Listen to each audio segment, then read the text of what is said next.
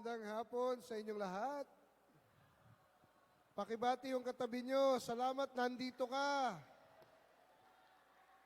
Salamat, nandito kayo. Sandali, naintindihan nyo ba ako dyan? Parang hindi.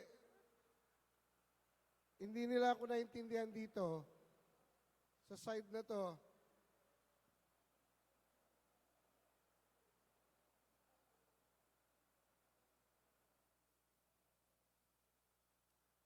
Okay? Okay? Okay? Hindi, I'm sure hindi nyo ako naintindihan masyado dyan. Yan. Okay na? Alright, perfect. Kasi ako, nandun ako, hindi ko masyado naintindihan si Bonnie. Basta pag masaya siya, masaya rin tayo. Magandang hapon. Welcome to our anniversary month. Anniversary na natin ngayon. Palakpakan natin si Lord. Amen. 43 years, ha? 43 years. Grabe. How old are you? 11? See? How old are you, sister? 19. Can you imagine? Wala pa kayo. May St. Peter na. How old are you, yung bunso kong kapatid? 26. Wala ka pa, may St. Peter na. Grabe, no? Eh, ilang taon ka na ba, Ate Meng? Oh, okay. Thank you. Walang ganyanan. I am very happy to be with you. This is, I think, the first time I've been with you sa prayer meeting after a long time. Kasi yung huli, nandun pa tayo sa ibabaw ng punerarya, no? Sa taas, sa ating, how do we call that? Yung ating prayer, sa oratory. And I'm really happy. Ganito pala ang setup nyo, no? Nakakatuwa tayo. Feeling naming magkapatid, nasa TV mas uli kami.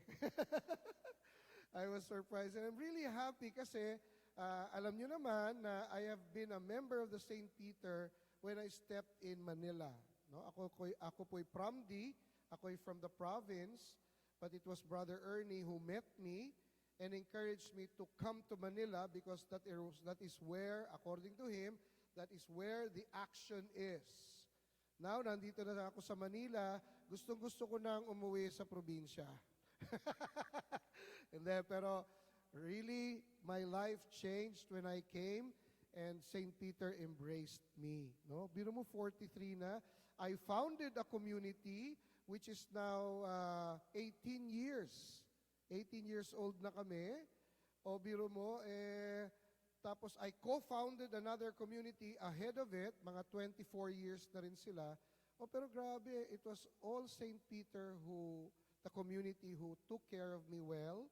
And I'm really happy about that, no? Pero syempre, may mga tayo sa buhay. Pag debu, ilang taon? 18 sa babae. Sa lalaki, totoo ba yon? Nagdidibu ba tayo? Hindi ako hindi ko alam. Nagdidibu ba tayo, Daddy Matt? Hindi. Pero, kung may dibu ang lalaki, 21. Okay. O, sandali ha. Merong sa buhay natin, mayroong mga pagkakataon na naha-highlight. Kaya nga di ba yung mga nagbe-birthday, usually hindi ka naghahanda ng mga ganitong birthday, pero pag dumating ka ng 20, 25, nagbe-birthday celebration tayo. Pero ganun din sa buhay. Pero may question ako. Sabi nila, life begins at 40. Saan galing yun? Ha? Hindi pa tinuro ni Brother Ernie sa akin yun. Saan galing yung life begins at 40? Sandali. Huwag ko na kayong tanungin kung saan galing. Totoo ba yun? Bakit 40? Bakit hindi 38? Di ba? I was trying to find that out. I was trying to find that out because the only question I had is, why 40? Remember, when we read scriptures, the number 40 is a very relevant number. 40 years of the Israelites in the desert, 40 years of Jesus fasting in the desert, di ba? 40, 40, 40. Doon ko napagtansya, 40 in the Bible means quite a long time of maturity, that it gives you a new rebirth, a new force, a new spirit to begin again. In other words, kung susundan natin that life begins at 40, St. Peter is only 3 years old. Magti 3 years old pa lang tayo. Uy, mapalad ka kasi buhay ka na. Pero mo, 3 years old pa lang ang St. Peter and you were part of it. Amen? But kidding aside, 43 is a feat. Ibig sabihin, mahirap abutin yon. Amen? Marami, alam ko nung pandemic, marami na dissolve. I know of at least 2 communities who do not meet anymore. They just go to Mass together, they just have coffee together, but they do not pray together as a prayer group anymore. It's sad when it happens. Some of them joined my community. Some of them joined my community. At first, ayaw ko sila i-welcome. Tulungan ko kako kayo na buuhin yung dati ninyo. Hindi na ayaw na nila. Kasi, nung nabuwag na sila, nag-away-away na rin sila. Kasi, may malaking pondo. Kaya maganda ang St. Peter, walang pondo. Pero, maraming panggastos. Oh, yes! At maraming financer. Amen? So, you know, sometimes, sa buhay, hindi mo talaga matansya kung ano ang nagpapahaba ng buhay.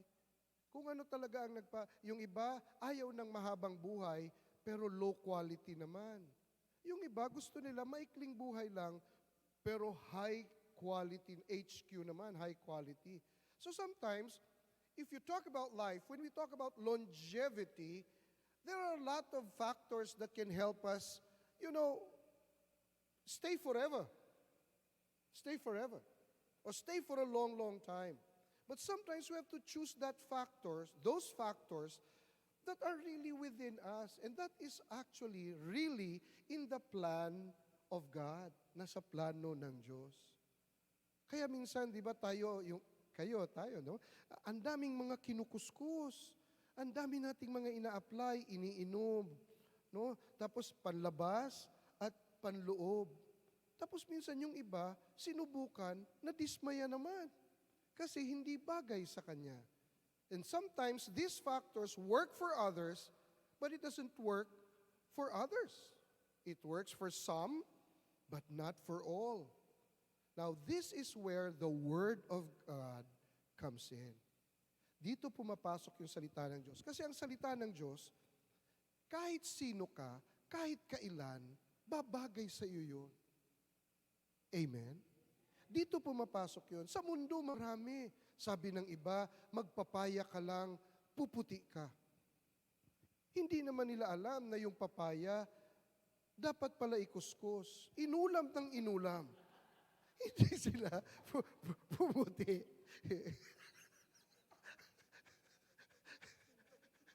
Ha?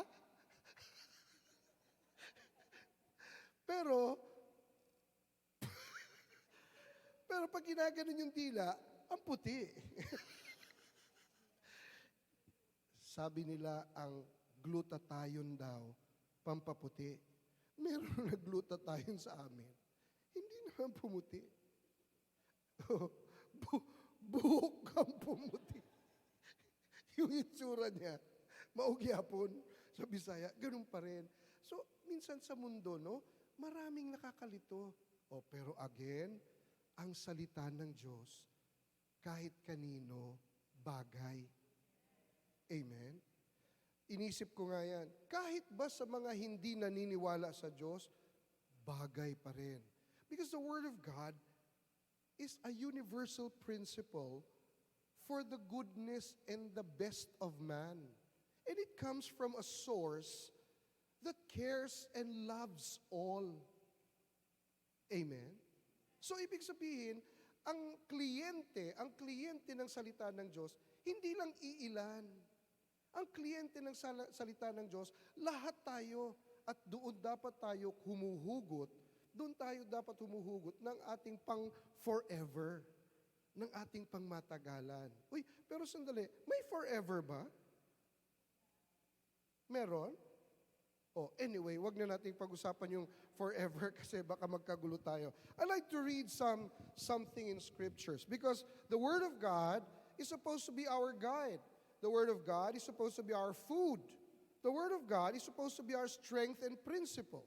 It is the source of every action we take, especially as a community that has been called by God together. No? Let me read to you Romans, 1 Corinthians chapter 3, verse 5 to 9. What is Apollos after all? And what is Paul? Ministers through whom you became believers, just as the Lord assigned each one. I planted,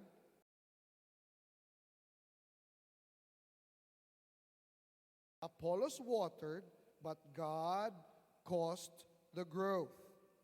Therefore, neither the one who plants nor the one who waters is anything, but only God who causes the growth. The one who plants and the one who waters are equal, and each will receive wages in proportion to his labor. For we are God's co-workers, you are God's field, God's building. Now, listen to verse 10. According to the grace of God, given to me, like a wise master builder, I laid a foundation, and another is building upon it. But each one must be careful how he builds upon it. Brothers and sisters, this text I'd like to share with you today ay isang factor para tayo tumagal. Ang isang bagay, kapag ginawa na ang layunin ay ganito, pag ginamit mo sa ibang layunin, hindi siya tatagal. Siguro pwede mong magamit. Ballpen. Ang ballpen ay panulat.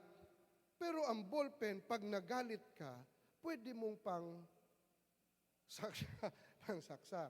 Dati ang ballpen, nung wala pang CD, cassette pa lang, ang ballpen, ang pang-rewind. Amen? Nakakatulong yung pang-rewind. Yun ang sinasabi ko, na kapag ang isang gamit, linikha siya para sa isang bagay, pwede mo pa rin siyang magamit sa isang bagay, pero makikita mo, hindi na siya tatagal. At yun ang isang gusto kong lagyan ng punto dito sa aking nais na i-share. We all have roles. Lahat tayo may gampanin. And when we talk about roles in the ministry, in serving, I particularly chose this text writing of St. Paul, no, to the Corinthians. Sabi niya, ako ang nagtanim, si Apollos ang nagdilig, pero ang Diyos ang nagpapatubo nito. The first thing we need to understand, probably, among many things, is our partnership with whatever we do as ministry or serving the Lord. We are always partners with Christ. We are always partners with Christ. Pag meron tayong projects, pag meron tayong ministry, pag nagsaserve tayo kay God, ano man ang ginagawa mo para mag-serve, maliit man o malaki ang ginagawa mo, huwag mong kalimutan na may kinalaman ang Diyos dyan at siya ang magpapalago nun. Iba-iba ang reasons natin kung bakit tayo nagsaserve kay Lord. Iba-iba ang reasons natin kung bakit tayo uma-attend ng prayer meeting, kung bakit tayo nagdadasal. Pero sa lahat ng bagay na ito, lalong-lalo na sa paglilingkod, huwag nating kalimutan na gagawa tayo, pero may kasama tayong gumagawa. At ang magpapalago at magpaparanas sa atin ng bunga ng ating ginagawa, walang iba kundi ang Diyos. Kaya nga, kung ikaw ay tagapagtanim, magtanim kang mabuti. Kung ikaw ay tagadilig, magdilig kang mabuti. Pero, huwag kang maiinis kung hindi pa pinapatubo ng Diyos. Kasi yung pagpapatubo ng Diyos, yung pagpapatubo ay para sa Diyos yun. Kaya dapat maging malinaw na yung ating ginagawa, malaki ang kinalaman ng Diyos. Because sometimes, well, this is my humble observation, I have seen communities that have been centered in persons. Well, I think it is not really all that bad and all that wrong. But the problem is when these persons die, when these persons go, yung community nawiwindang. Yung community, they lose direction. And sometimes, ang daling magsabi na, wala, ganito na kami kasi wala na si ano. Wala na si ano. Kaya ganito na kami. Alam nyo, for me, somebody who grew in St. Peter like you, that will be very sad kasi hindi yun ang plano ng Diyos. Hindi ganun ang plano ng Diyos. Kaya naalala ko dati si Brother Ernie nung bata-bata pa ako, dapat hindi talaga person-centered. Dapat kingdom-centered. Pag sinabing kingdom-centered, sistema. Para kahit sinong ilagay mo doon, yung sistema tumatakbo. Tingnan mo ang gobyerno natin.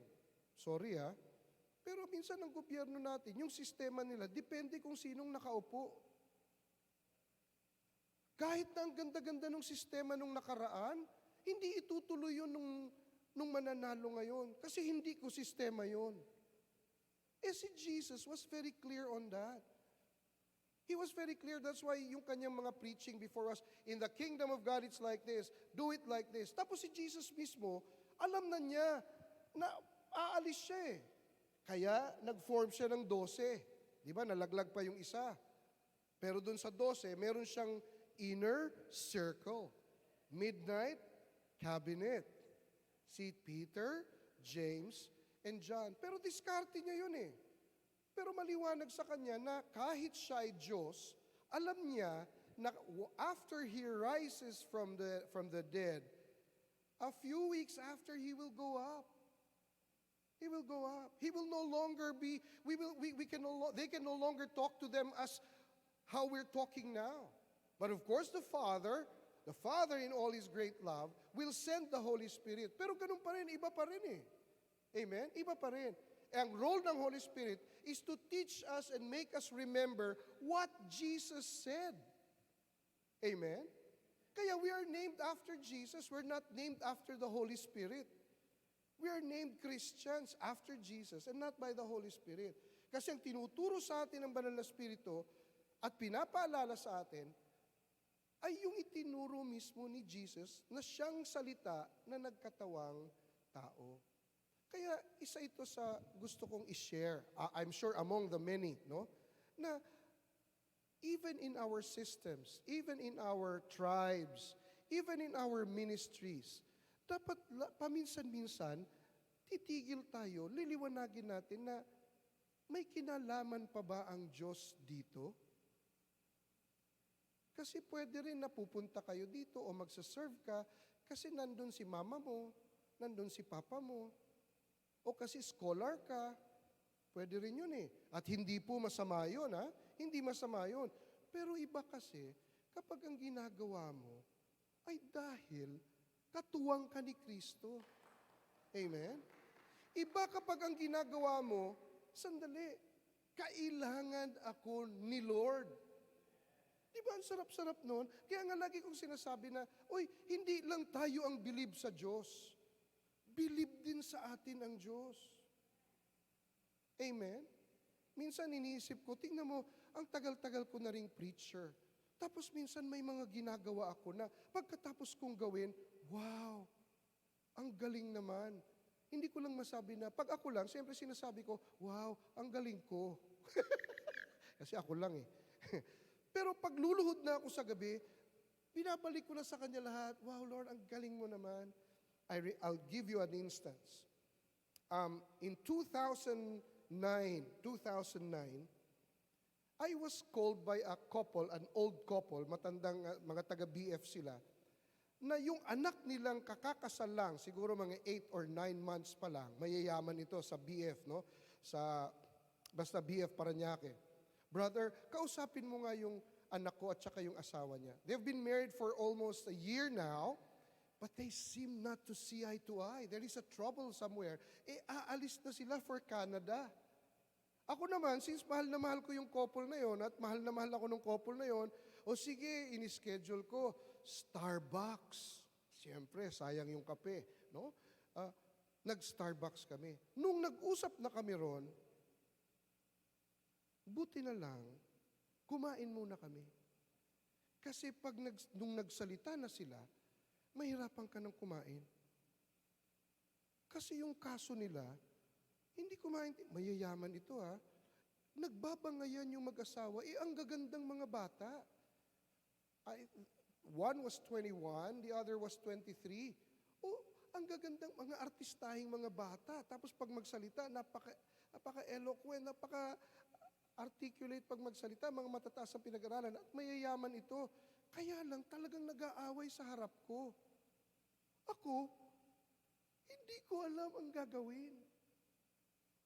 So, yung kamay ko, nasa bulsa ko na. Siyempre, dito na ako tatakbo, Lord. Ano na ito?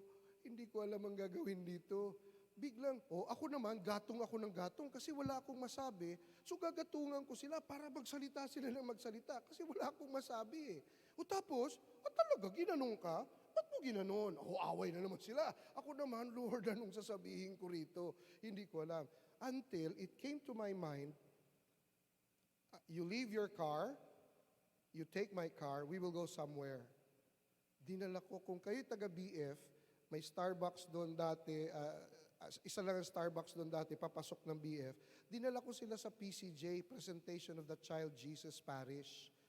Kasi lagi akong nandoon, nagtutok ako roon eh. Ang ganda ng Blessed Sacrament doon. Alam nyo, pagpasok sa Blessed Sacrament, ang galing, walang tao.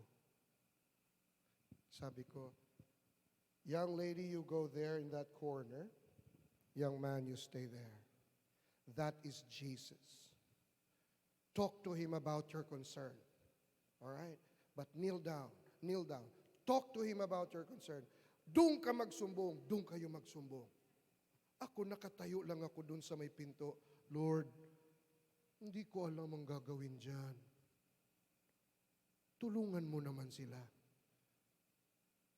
Tulungan mo naman sila. Honestly, I do not know what to do, what to say. Mukhang ang kailangan nila is professional help na. Mukhang professional help na. But, of course, the parents trusted me. So, pinagbigyan ko, eto na. After some 15 to 20 minutes, tumayo na yung lalaki. Maya-maya tumayo na yung babae. Punta na kami sa kotse. Yung lalaki, katabi ko dito. Yung babae sa likod, nakaupo. Dahan-dahan ako. Instead of making that usual cut, going back to where their car was, I went around so that I will buy time. Tinanong ko yung babae, siyempre dito ako, anong sabi ni Lord sa'yo? Doon ako namangha. Kasi bigla siyang nagsalita. Sabi ni Lord, brother. Tapos inakap na niya. Kala ko sasakalin. Kala ko patayin ko na raw ito. Hindi. Inakap niya. Inakap niya. Naku, sa loob-loob ko, thank you, Lord. You saved my neck. You saved my... yung lalaki, ganun din. So I had to stop somewhere, rinicline nung lalaki yung upuan niya para sila'y makapag-akapan. Now sabi ko, let the Spirit work. Please forgive each other. Please forgive each other. Because you will still have a long, long way to go. Pero sa akin, ang lagi kong nasa isip, yung binasa ko, may trabahong magtatanim, may trabahong magdidilig, pero ang Diyos ang magpapatubo nito. Amen?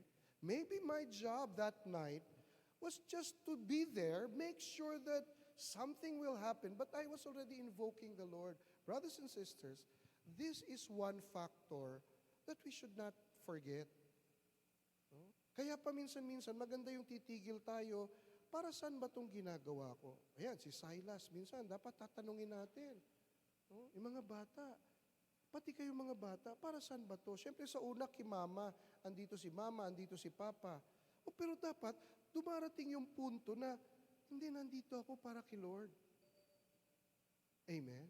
I am here because of the Lord. Because all my efforts will only grow, will only bear fruit, if the Lord will make it happen. Amen? Now, I'd like to give you another text before I finish. I'd like to draw you now into the book of Ephesians. No?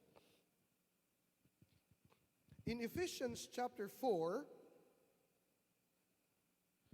verse 15 to 16, allow me to read it to you. Rather, living the truth in love, we should grow in every way into Him who is the head, Christ, from whom the whole body, joined and held together by every supporting ligament with the proper functioning of each part, brings about the body's growth and builds itself up in love. I don't know, siguro naituro na to ni Brother Ernie, but do you know the 4 stages of evangelization?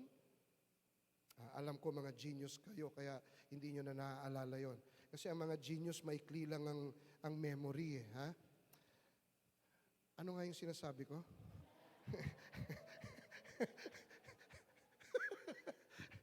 Huwag niyong kalimutan ito, ha? These are Greek words, but I'm sure they are familiar words to you. May 4 na stages ang evangelization. Pag sinabing evangelization, yung pagpapahayag ng mabuting balita. Parang pagtatanim din ito. This might help you. The first and initial step of evangelization is what we call kerygma. You've heard it, right? Kerygma. Ang kerygma, paghasik. Dati, pag nagtatanim ng palay, ganun lang. Kukuha ka, tapos sa amin sa Bicol, isabwag mo. Sabwag. Oo, yung pagtatanim. No? Pagtatanim. The first is kerygma. Kerygma. Kaya tingnan mo yung kerygma ni Bo Sanchez, kahit saang mall meron, kahit sino welcome. Hindi binibilang kung babalik ka. Hindi naman community yun eh. That is evangelization. That is a ministry. That's not a community. Kerygma is not a ministry. It is a ministry. It is an activity. Kahit sino, punta ka rito, makinig ka. Pag nagustuhan mo, balik ka. Balik ka lang ng balik. Pag medyo gusto mong lumalim, papasok ka na sa pangalawa. The second step is didake. It's also something about them, di ba? Didake. Ang didake now is, pagkatapos mong mahasikan, yung hinasik sa'yo, tutubo ng kaunti, pero hindi mo pababayaan. Ililipat mo na siya ngayon sa maganda, saka mo aalagaan para lumaki. Didake means study. You study. And I'm sure St. Peter has been following that. I'm sure, I'm pretty sure, because you're still here. Most of you are still here. So, now, the seeds that was sown starts to take roots. That is didake. Nag-aaral ka na. Nagba-Bible ka na. Natututo ka na. Nagtatanong ka na, paano yung ganito? Tapos, kaya pala, namamangha ka na. Hindi ka na aanga-anga. Kasi natututo ka na. Amen? Now, as you take roots, it will go to the third level. What is the third level? Diakonia. Service. Diakonia is service. Diakonia, doon galing yung English word na deacon. Diakono. No? Yung assistant service. May kanta yun eh. Alam mo yung kanta yun? Diakonia. Diakonia. Karonia. Sorry. Karonia pala yun. Nail pa. sorry.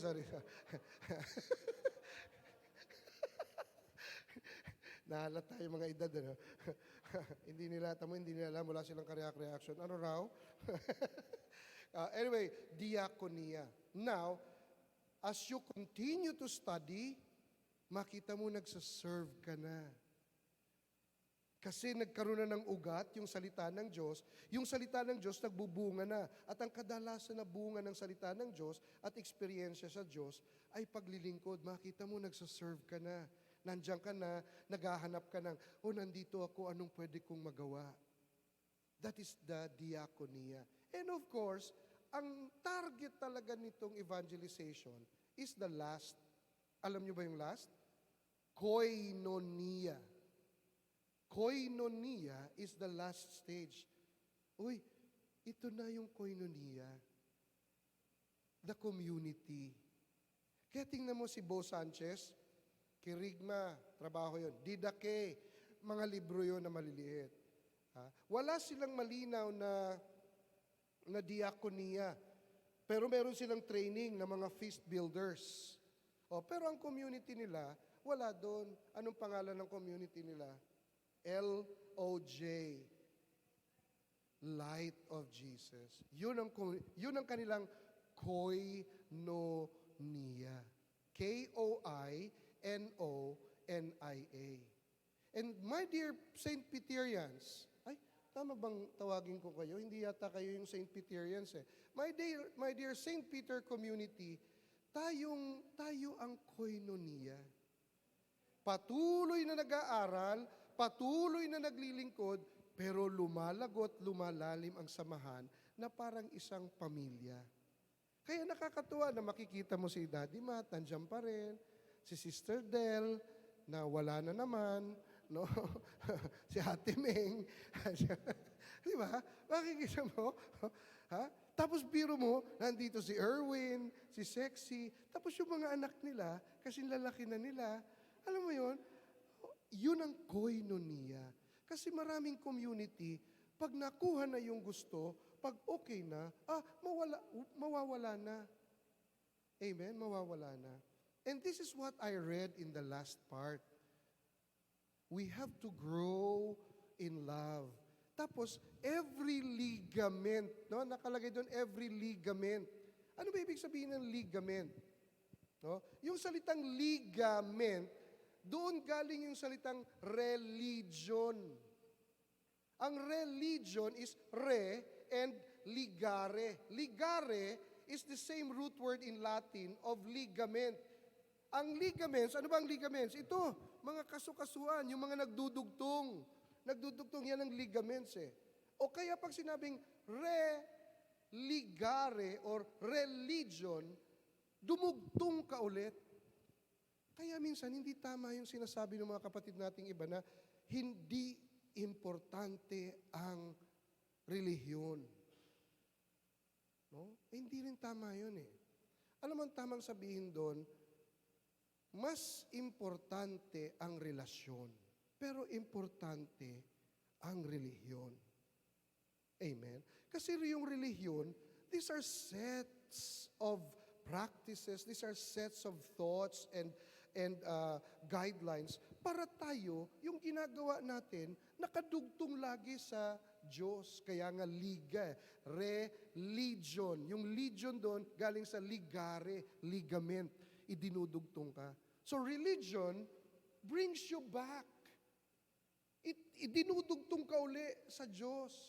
That is religion. But of course, religion without that relationship will practically be just a practice. It will be empty. It will be meaningless, a meaningless practice. May ginagawa ka, pero pag tinanong ka, para saan yan? Wala lang. Yun ang religion without relationship.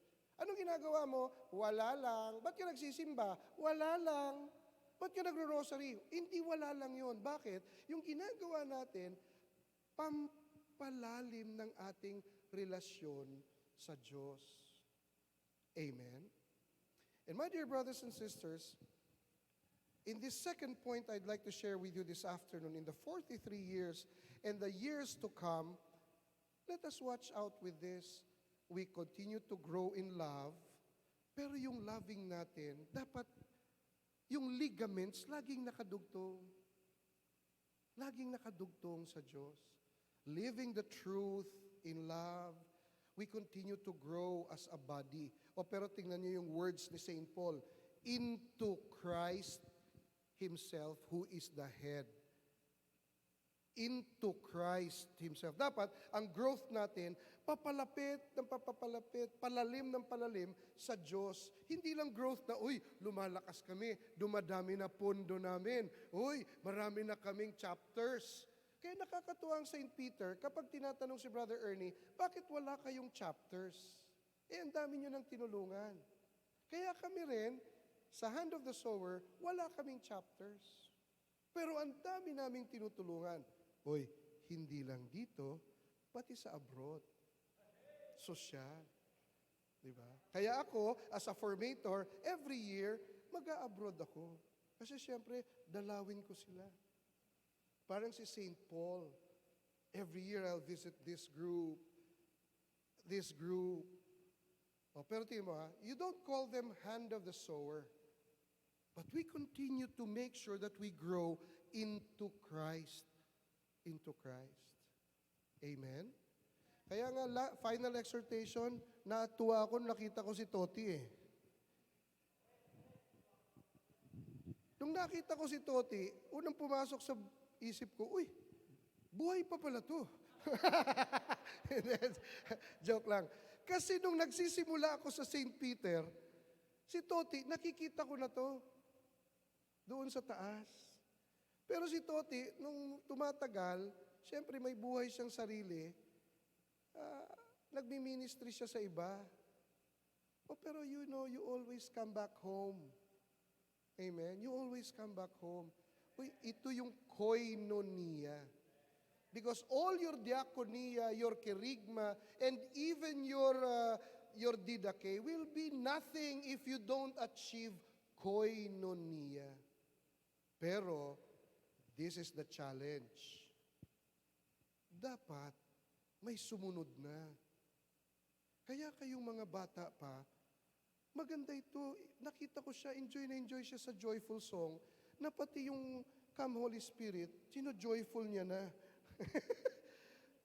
These are good signs. These are good signs. Magandang signs na may mga kabataan tayo. Kasi,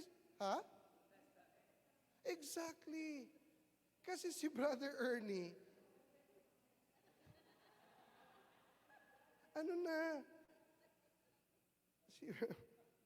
ano bang tawag natin kay Brother Ernie?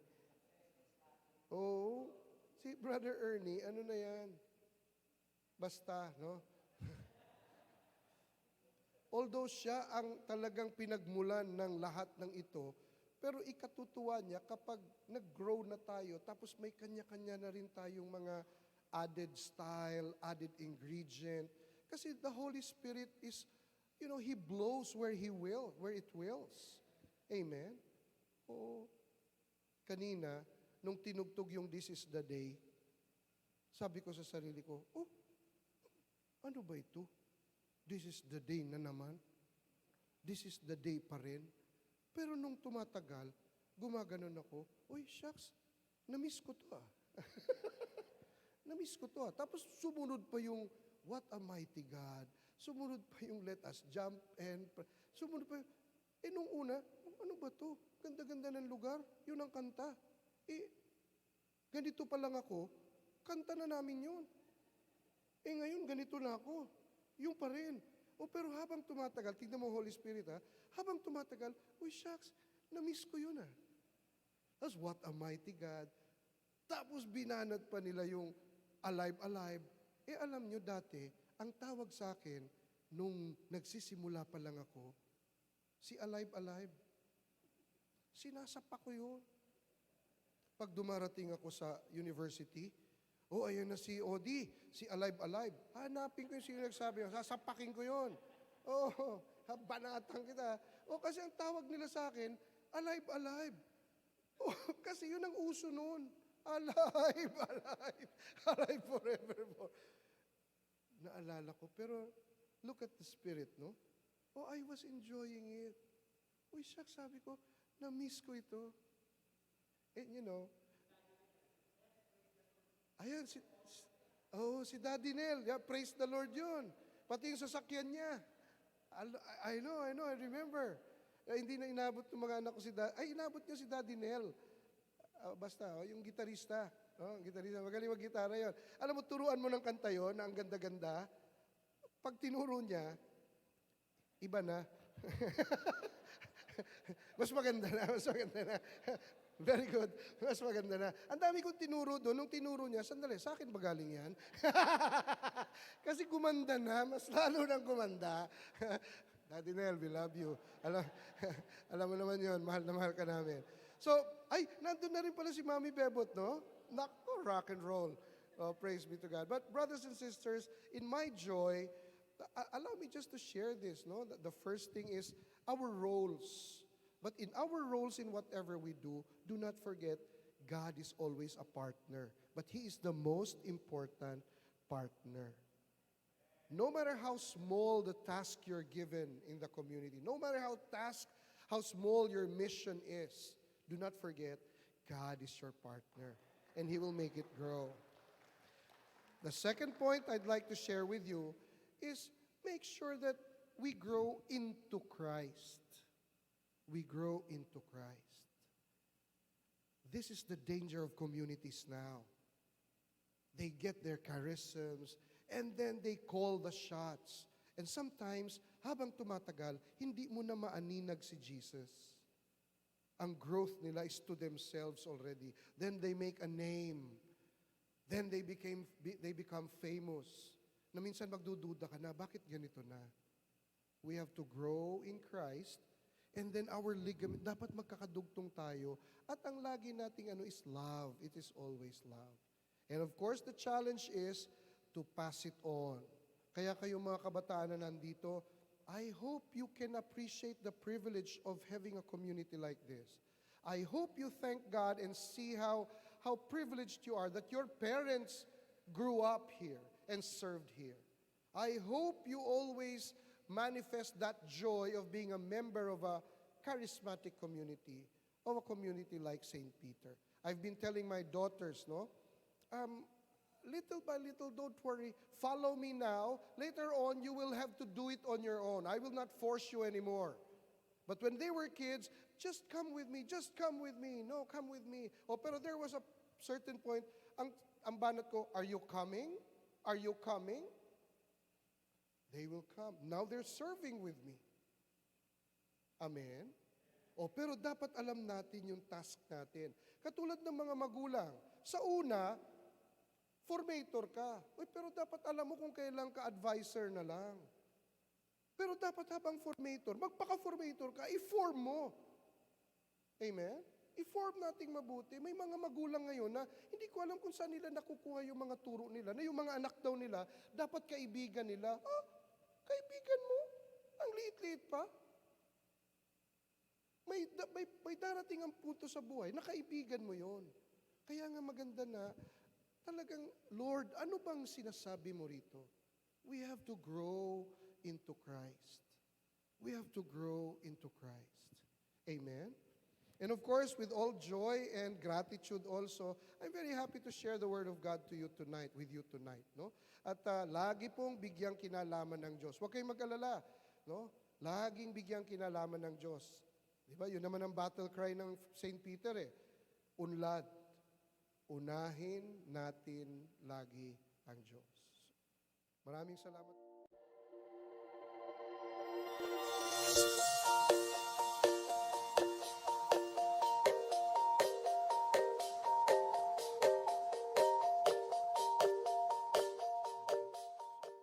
Maraming salamat po sa inyong pakikinig.